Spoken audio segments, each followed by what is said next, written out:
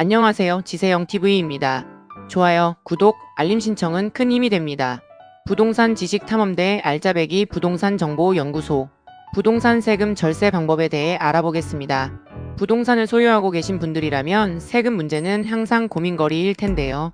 지난 영상에서 알아본 부동산 세금은 종류도 다양하고 절세 방법도 여러 가지가 있습니다.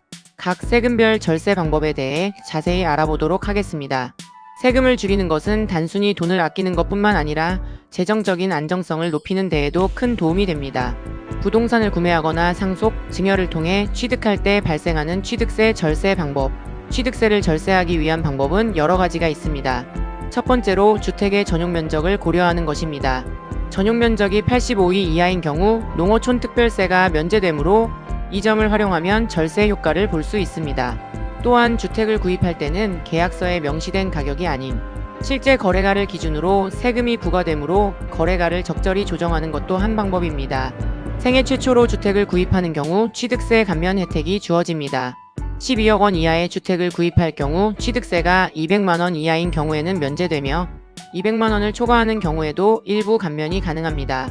이러한 혜택을 잘 활용하면 큰 금액을 절세할 수 있습니다. 조정 대상 지역과 비조정 대상 지역의 차이는 세금뿐만 아니라 대출 규제 등 여러 가지 측면에서 차이가 있습니다. 조정 대상 지역에서는 세금이 높고 대출 규제가 엄격하므로 주택을 구매할 때 이 점을 고려해야 합니다. 비조정 대상 지역에서는 상대적으로 세금이 낮고 대출이 용이하므로 투자 시 유리한 조건이 될 수 있습니다. 상속주택을 취득할 경우에도 절세 전략이 필요합니다. 상속인 간의 지분을 결정할 때 취득세 효과를 분석하여 최적의 지분을 설정하는 것이 중요합니다. 이를 통해 상속주택의 취득세를 줄일 수 있는 방법을 모색할 수 있습니다. 부동산을 소유하고 있는 개인이나 법인에게 부과되는 재산세 절세 방법. 주택연금에 가입하면 매년 재산세를 25%까지 감면받을 수 있습니다.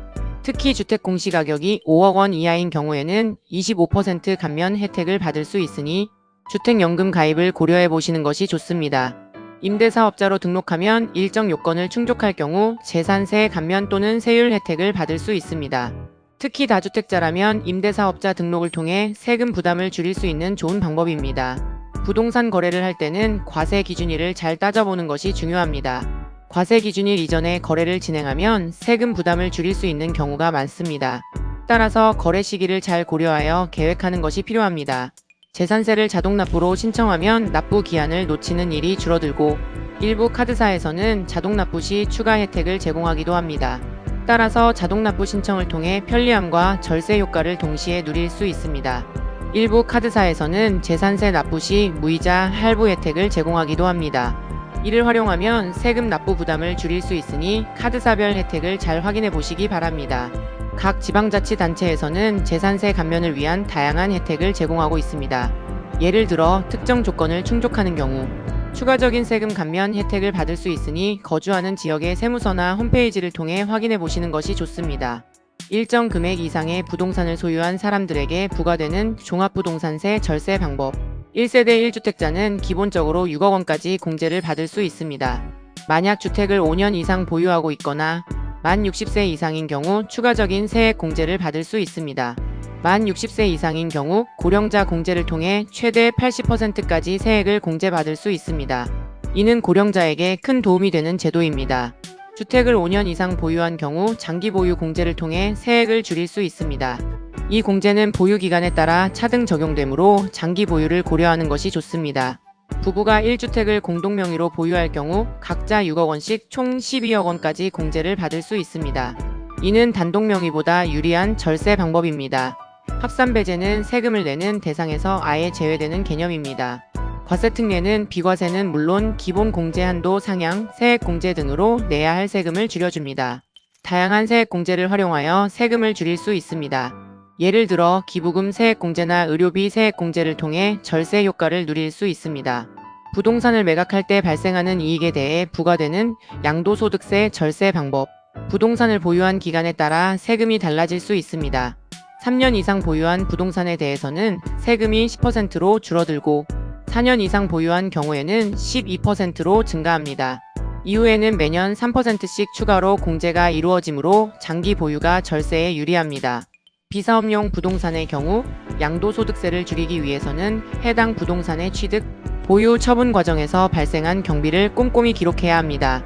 예를 들어 부동산을 구매할 때 발생한 중개수수료, 취득세, 보수비용 등을 모두 기록해 두면 양도소득세를 계산할 때 유리하게 작용할 수 있습니다. 부동산을 매각할 때 발생하는 경비는 양도소득세를 줄이는 데 큰 도움이 됩니다.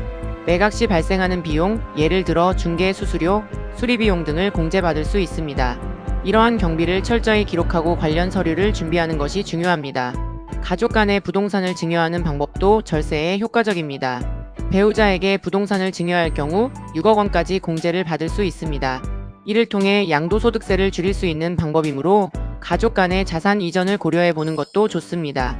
부동산을 한 번에 매각하기보다는 여러 번에 나누어 매각하는 것도 절세에 도움이 됩니다. 매도 시점을 분산시키면 각 매도에 대한 양도소득세를 줄일 수 있습니다. 특히 연도별로 이익을 분산시키면 세금 부담을 줄일 수 있습니다. 부동산 세금 절세를 위해서는 사전 준비가 필수입니다. 필요한 서류를 미리 잘 준비하고 세금 신고 기한을 놓치지 않도록 주의해야 합니다.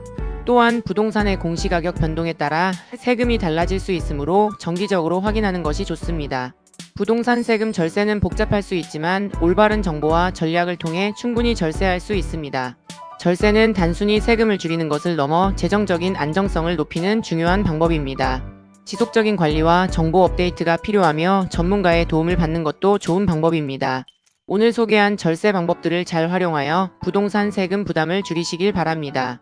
오늘 영상이 도움이 되셨다면 구독과 좋아요, 알림 설정 부탁드립니다.